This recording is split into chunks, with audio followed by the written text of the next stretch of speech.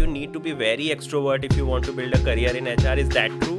Which are the key stakeholders that you interact for the different roles that we talked about? Somebody who is planning to start a career in HR, what are some of the key skills? What are 2 or 3 things that you feel that if a candidate has, they have high chances of succeeding during any interview round?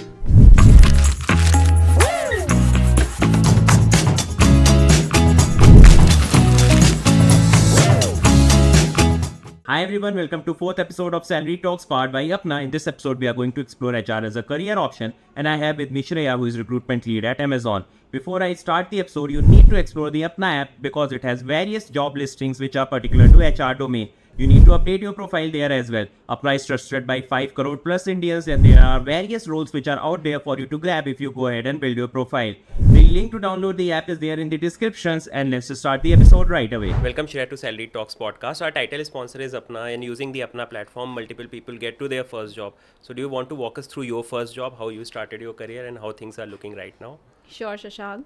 First of all, thank you so much for inviting here. It's really fabulous being here. So I'm currently working with Amazon. So I'm leading recruitment for a couple of key businesses in Amazon, and I have like a team of recruiters working with me, and we are aiming to get the best quality talent from the market. Like coming back to my career, I started my career journey when I was 20 years old. I did my engineering and I joined Infosys. I was a starry-eyed kid, and I wanted to quickly climb the corporate ladder. And I worked in Infosys for 3 years as an engineer, and that really built a very strong foundation for my corporate journey. I always wanted to do my MBA, like like engineer in India, and I wanted to skip a couple of steps in climbing the corporate ladder. So I started preparing for competitive examinations, and I gave CAT, ZAT, SNAP, NMAT, and I got admission letters from SP Jain, Symbiosis, Narsi Monji, and like XLRI. So I chose and went to XLRI. I did my post-graduation in human resource management, and it was the best decision of my life. So I have worn a lot of hats in human resource in my career, and I was really fortunate to work in a lot of MNCs and work in different roles in HR, and that has built a strong foundation for me. So so after doing my MBA, my first job was with Wipro, where I was leading like engagement and capability building for fresh campus hires. So it was an amazing experience since the role was very challenging but very fruitful, and I did that for a couple of years, and I moved to an HR generalist role. Okay. So after doing that role, I moved to Godrej, where that was my first experience in recruitment. I did leadership hiring. So it was CXO hiring for all of Godrej organizations. And then I moved to DuPont as recruitment lead for South Asia. And currently I'm working with Amazon. So there is one general perception that HR role is related to recruitment only. So do you want to share a brief overview of what are different role profiles for any HR professional? Sure. Very, very interesting question, and I'll throw a figure at you. Do you know that human capital cost for any organization is 65% of the total expenditure? So that means an organization spends about 3/4 of its money in people cost, and that is quite amazing. And for some of the organization, the cost can go up to 75%. So who is responsible for that? Like that's the HR function. So HR is not only responsible for recruitment, it is responsible for a lot of things in the organization. So right from hiring the right kind of talent, engaging with the talent so that the employees are successful and thrive, and also retaining that talent so that we don't see a lot of attrition in that organization. So I'll give you a brief overview of the kinds of roles that are there in HR, that'd be because helpful, that will be helpful. So the first is the HR generalist role. So we also call it like HR business partnering. You must have HRBP heard role, of it. yeah. So this person is responsible, end to end on working with employees. This is a people facing role, the front end role, where the HRBP will have to work with employees, is responsible for their engagement, is responsible so that there is limited attrition. And why that is important? Because the cost of hiring someone from the market is 150 to 200% more than their current salary. So Okay. so it is of utmost important that we retain those high performing employees in the organization, and this is a responsibility of the HR business partner. The second role, of course, is the most popular recruitment role, which is responsible for attracting talent in the organization. The third role is an interesting role, which is the compensation and benefits. So the very popular term that you have heard is salaries. So the team which is responsible for developing the pay grades for each level, the team which does a lot of market research on what should be the optimum salary for each of the level and what would be the benefits for all the employees. So it is responsible for that. And the fourth, of course, is learning and development. So this team is responsible for cross-skilling, upskilling, and ensuring that there is capability development of employees within the organization. So these four are the mainstream roles which are very popular. Apart from these, there are upcoming roles like diversity, equity, inclusion, DEI consultant. Then the next upcoming role is HR analytics. So there are a lot of new roles that are coming in the field as well. Got it. So you talked about multiple roles, but what I also hear from people is that you need to be very extrovert if you want to build a career in HR. Is that true? Well, that is a misconception, and I'm glad that you brought it up. So, like I explained, there are so many roles in HR. So that completely depends on what kind of role you are doing. Of course, being an HR, you need certain capabilities. So you need to have like very good communication skills, written and verbal, and also active listening, since you are interacting with a lot of employees. So you don't have to be necessarily be extrovert, because like I said, there are a lot of roles like compensation, benefits, HR analytics, DEI consultant.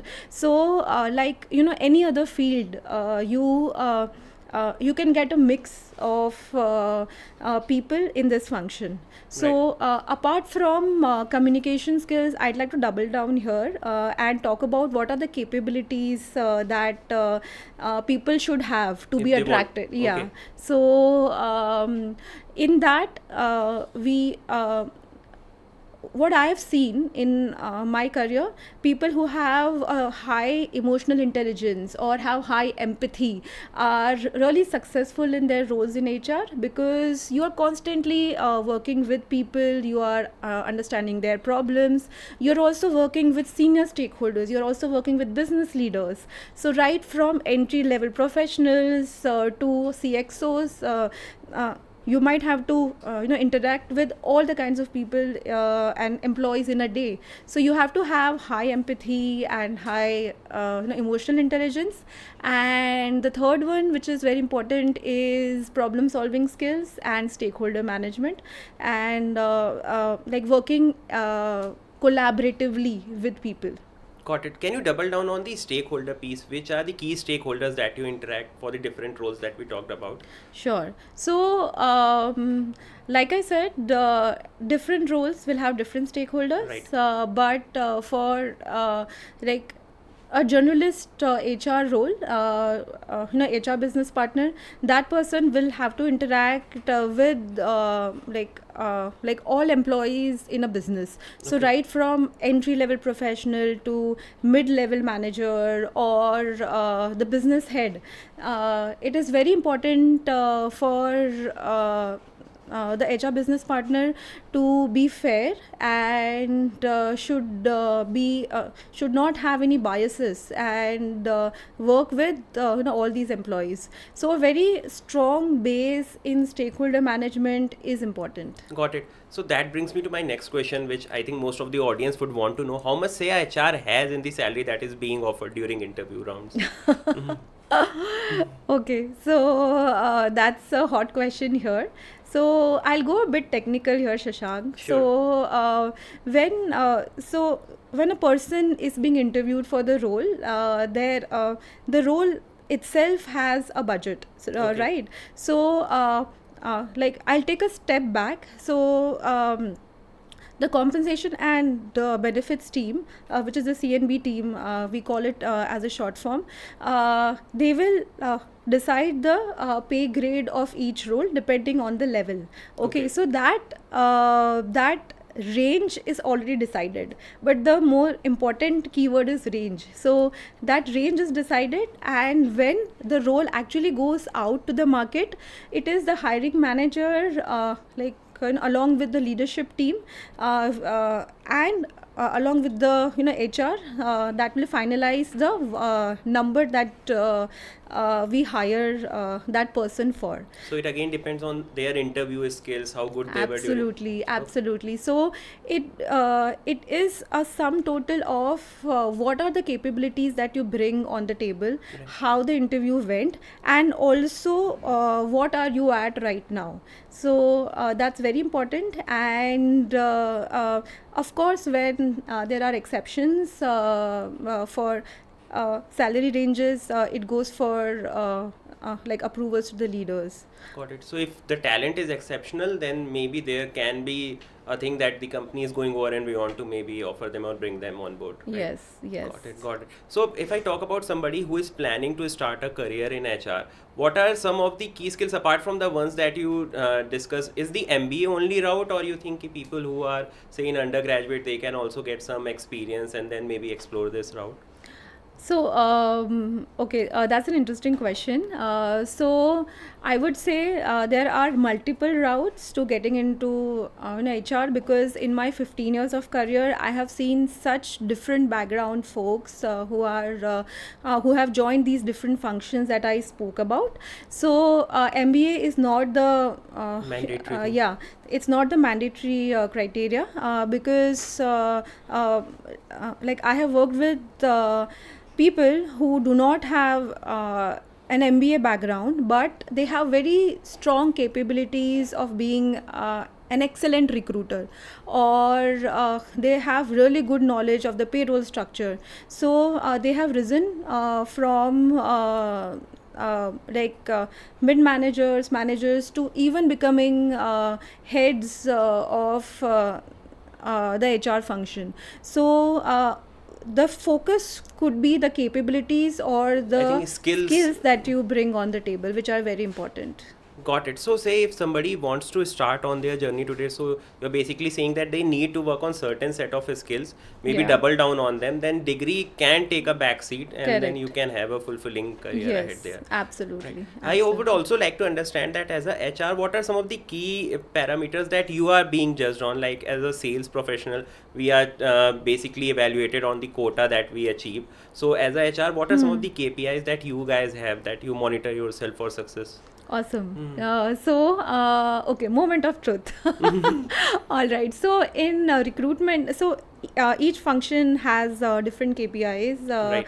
that they are judged on. So for an example, I take the example of recruitment. So the the first is time to fill, how long the job is open, and what are the number of days it's required to close the job. So time to fill, and the second one, which is absolutely important, is candidate experience. So because candidates are customers of the organization, and nowadays branding is absolutely important. So recruitment function is judged a lot on what type of candidate experience is given to the candidates, Right. and whether we are being successful in that. And the third buzzword is diversity. So we want to hire a lot of diversity Right. in the organization. So that is one of the key criteria that we want to fulfill. That is for recruitment. For HR business partner, employee engagement, you must have heard of how engaged employees are. So there are CSAT surveys that employees fill, and we can gauge what is the engagement percentage, then what is attrition. So there is always some market standard for attrition. So if the attrition is higher, that means we are losing talent. Right. So the axe will fall on the HR department, that we need to engage with employees and reduce the attrition. And the last one is how many promotions are happening, are employee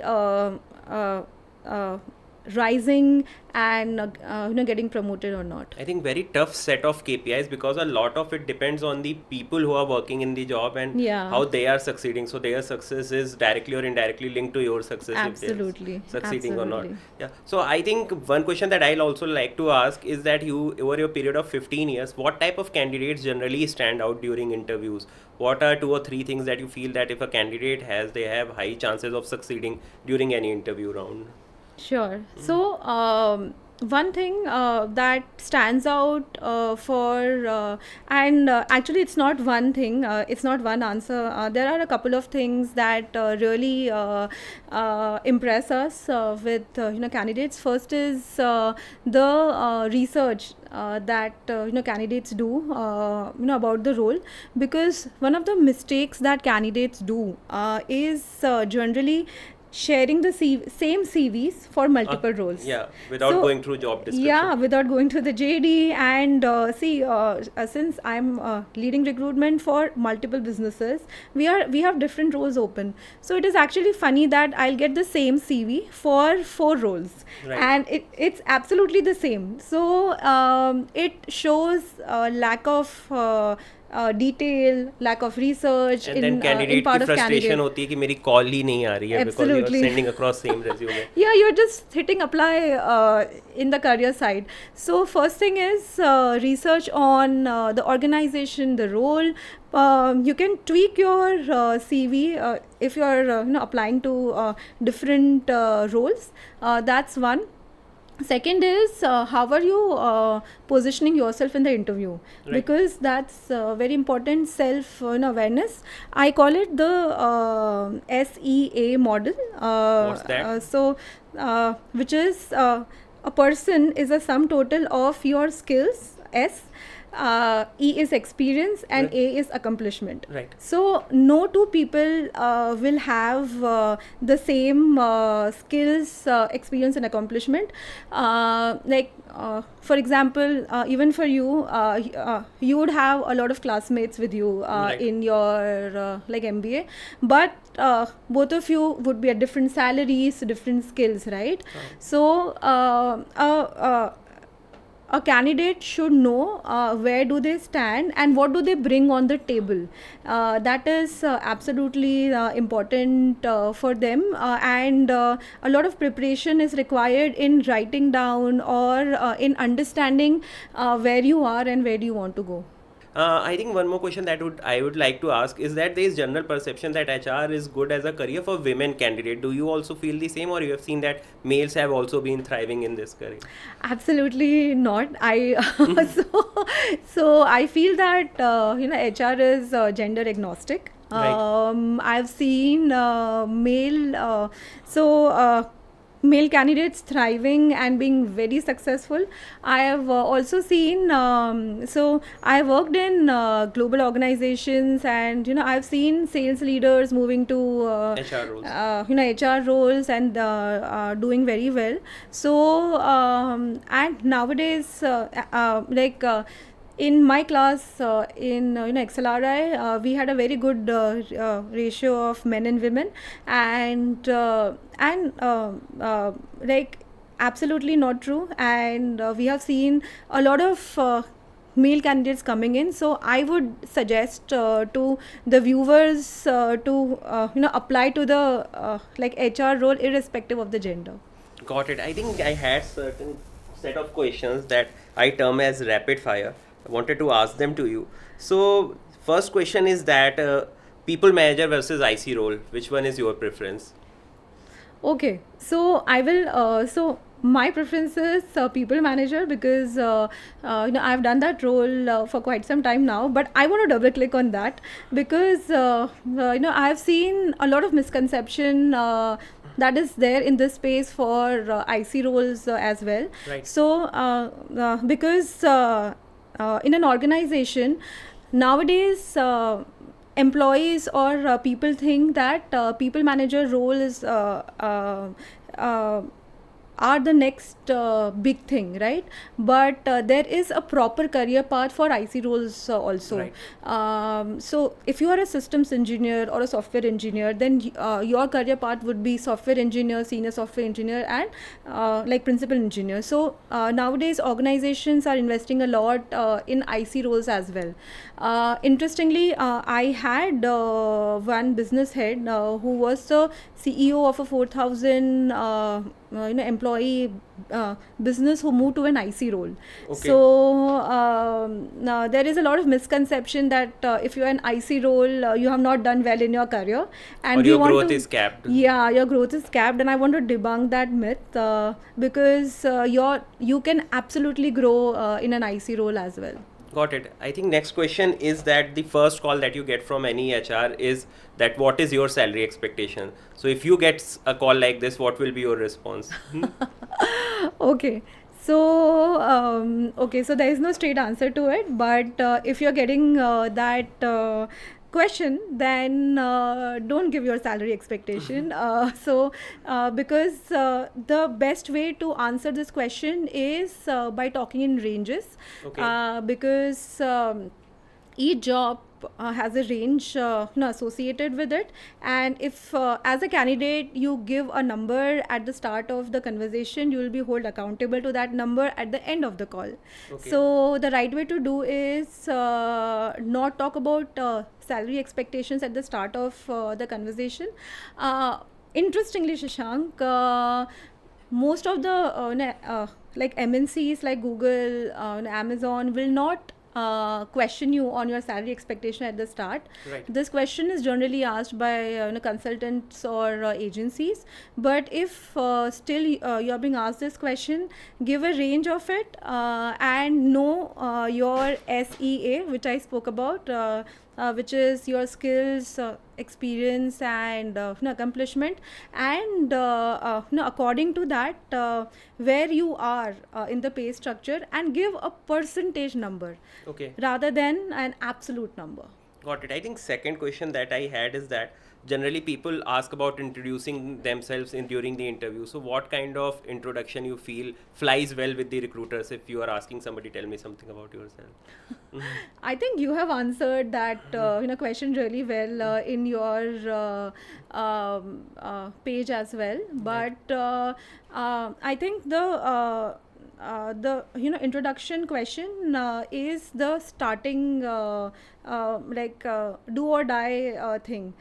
So you have to have an elevator pitch ready. Right. The introduction question answer should not be very long. otherwise the interviewer might get bored or might get disinterested.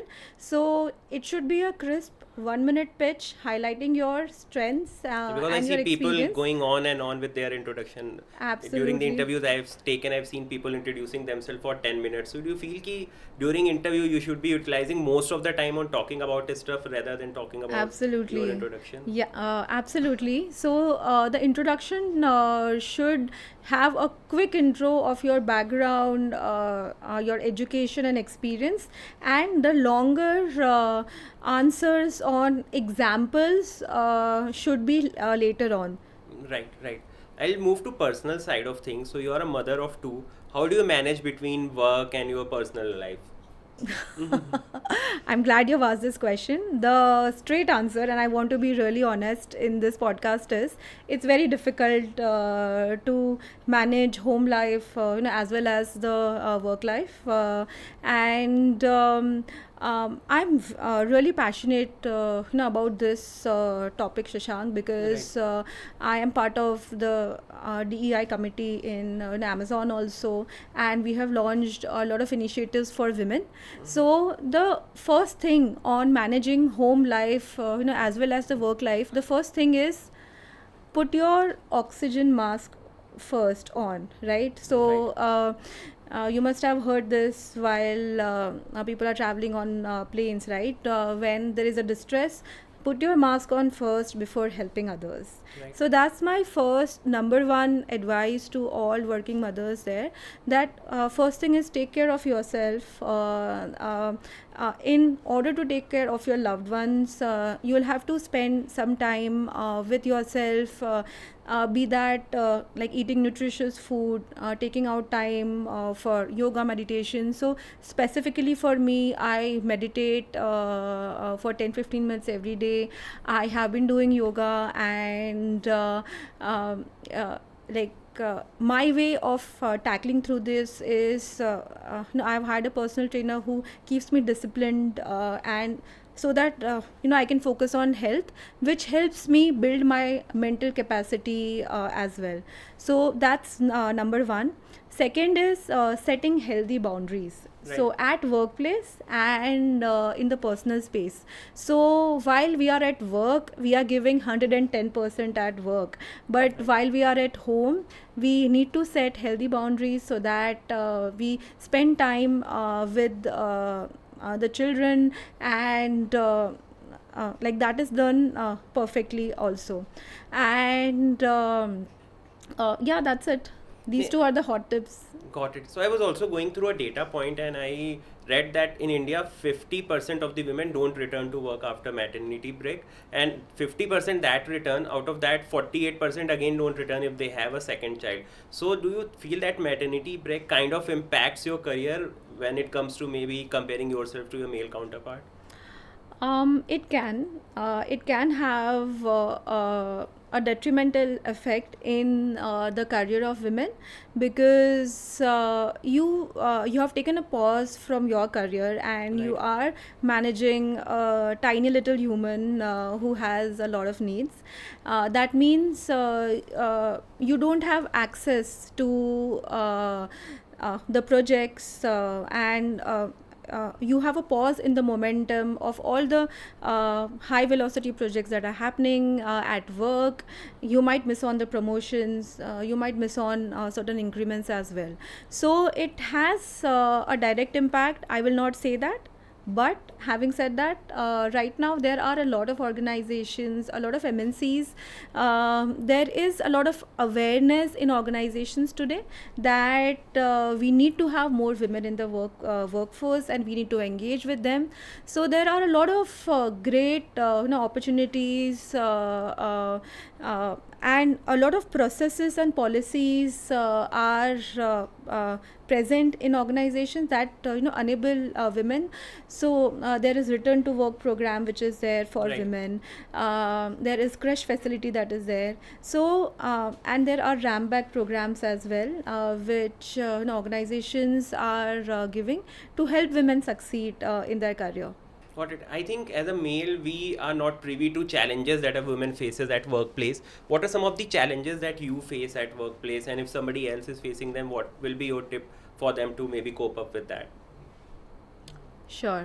So, interesting question, and this takes me back to one of my favorite women leaders, Indra Nooyi. Yeah. She had spoken about it in her interview that the biological clock for women and the career clock are at total conflict, because when you're raising a child, you are like also at a mid management level. Right. You're started to get to understand your career, and you need to have great level of attention at the workplace also. So you need to have a lot of time at home also, because your kids need you. Right. So this particular challenge and this conflict is there with women, and specifically in India. The society still sees women as a primary caregiver, Right. and I think that no. has been there since long. yes, right. So I think asking for support is one of the most important thing in my experience. And I have learned this the hard way, because during my first kid, I thought that I'll do everything myself. I'll handle the kid also, and I was back to work in 5 months and all that. But I think enlisting your spouse's support, and I'm lucky to have a spouse who's an equal partner, or your mother's support or a mother-in-law support is extremely crucial. And if you don't have extended family, hiring that help who will help you and manage things at home, so Right. that you focus on the career, that will help you bounce back. Right. So that's one. Second challenge that comes to my mind is the unconscious bias and stereotyping that women face today, Right. which is absolutely there at all levels. So people still think that women are less invested in their careers, and there's this bias that, oh, she's returning back from a break, and So she might take things slowly. yeah, all and that. she's not that invested in her like career. So breaking that bias is very important, and a lot of organizations have started talking about it, but we are a long way to go. Right. So this is something that men don't face. Like, you go and have your kid and come back, and there's no bias, and that will not get affected for the men in the workforce. I think So- as a society we need to evolve more in order Yeah. to solve for these challenges. Yeah. So what are a couple of things that you think that should be happening right in Indian ecosystem, especially for women, for them to thrive for say next 3-5 years? So here I'll talk about women right from entry level professionals, Right. because to have more women in workforce, you need to start from the grassroots level, right? Right. So I think having education opportunities and learning programs for the girl child is very important. Right. We need to focus on the top of the funnel, so that a lot of women join the workforce. So I know that a lot of programs are there, sponsored by the state and central governments, and Right. a lot of NGOs are working on it, so that girl child education happens. And the first step is inviting women to the workforce, Right, right? right. So we should have more women joining the workforce. And the second is we should have strong mentors or strong inspirational women leaders in the workforce. So growing up, a lot of I had a lot of women to look up to. Right. That, hey, there were a lot of CEOs who were women, who were my inspiration. So for all the young girls out there, if they have certain women leaders whom they look up to, it becomes very important, and they will start joining the workforce. So if you are already a woman in the workforce, having a mentor in your organization really helps. Right. Because inviting women is fine, but how do they thrive in the organization is also important, right? Right. So that they don't leave when like maternity break happens, you don't leave the organization, you are able to retain these women in the workforce. Right. So that's important also, to have proper mentors in the organization. And third is having inclusive policies. So you must have heard of diversity, equity, inclusion, DEI. Right. So I feel that diversity is inviting people to dance, and inclusion is okay, so like I'm sorry, like diversity is inviting people to the party, and inclusion is asking them to dance. Right. So you have to invite more women, but you have to be inclusive also. You are giving them more opportunities. You are giving them the support system that is absolutely required for women to thrive. So that's important as well.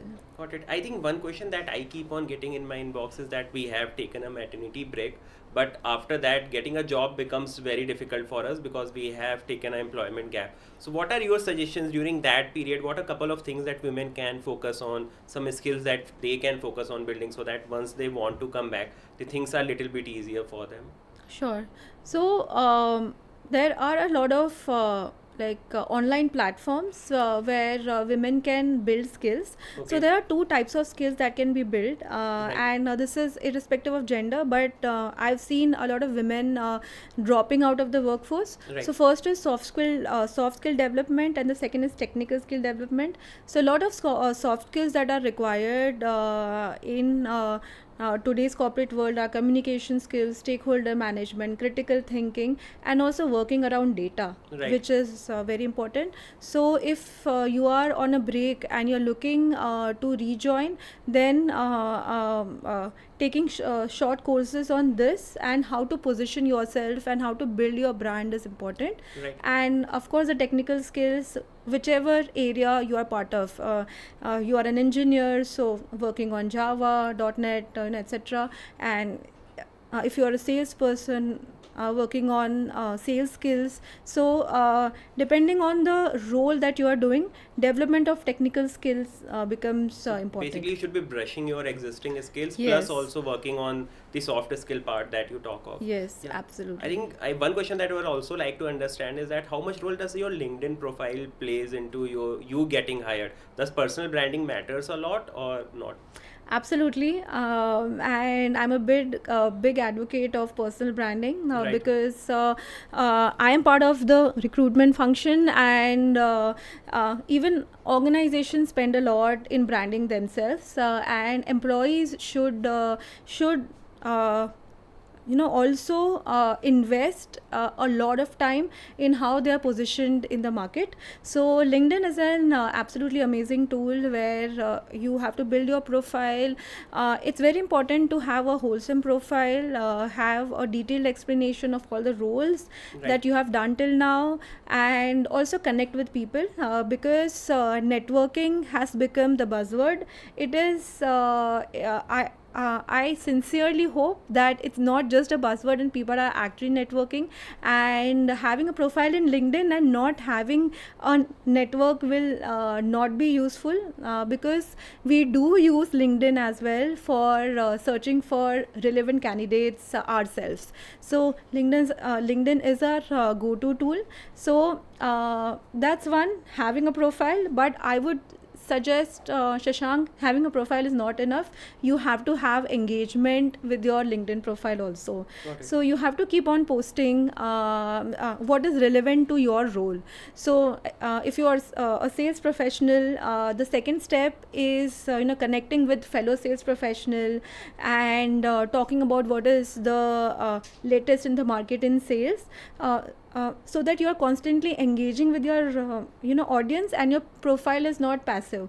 That way you are building your brand, you are building an absolutely amazing network, and you are connecting with people, and in that way You're basically unlocking opportunities. absolutely. Yeah. And you will attract a job rather than you going and finding jobs. Recruiters will get in touch with you. Got it. I think platforms like Apna and LinkedIn, where they have all of these jobs and opportunities and community, people need to leverage it a lot, because I also personally see when people reach out to me, they have a pure blanket profile on, say, LinkedIn or Apna. There is nothing mentioned, and I think that is a big turn off Yeah. for recruiters as well. Yeah. This brings me to my last question that I'd like to discuss with you. How much role does referral plays into getting hired? Do you value candidate coming with referral a lot compared to a candidate who has just blanket applied on your website? Absolutely. Excellent question. And referral is very important to us because a referral by an employee within the organization means that an employee within the organization is vouching that this is a good candidate, right? Right. So our first go-to when we see applications is first we check what are the employee referrals, Right. and then we go to non-referral candidates. So from a candidate side, and I'll flip the coin. When I was a candidate, Right. what I used to do, Shashank, is I used to go to the career site of organizations where like I was applying jobs, and I used to find people whom I know in the organization and tell them to refer me. Right. Because I knew the power of referral. It's absolutely very important. And the other thing is that if you have a friend in the organization, that friend will share things about the values of the organization, values of the organization, the The culture roles, of the responsibilities, organization, everything. right? Right. Which you can use in your interview. So the first question that you asked on what sets a candidate apart in the interview is the market research that they do, right? The Right. research that they do on the values, culture, role, etc. So you have that trump card with you. And you talk about these aspects in the interview, because a lot of time we ask candidates, why do you want to join Right. this I think that this is the most organization? asked question. Yeah. So then you have an answer ready Right. through this route as well. Yeah, I think it ties back to everything. You build your skills, you build your network, then you go on these platforms such as Apna, LinkedIn, you build your personal branding. Yeah. Through that you network, and then you leverage the network for referral and all. It was great talking to you, Shreya. Thanks for taking out time for this podcast. So here you go. In this video, we discussed with Shreya some of the key skills that are required for you to crack a role in HR. But where you will get these HR jobs, you will get it on Apna platform. You need to update your profile there and make sure that relevant skills are there so that their AI tool can match you up with the relevant job. Some of the key skills that are required for you to crack HR role as discussed in this video are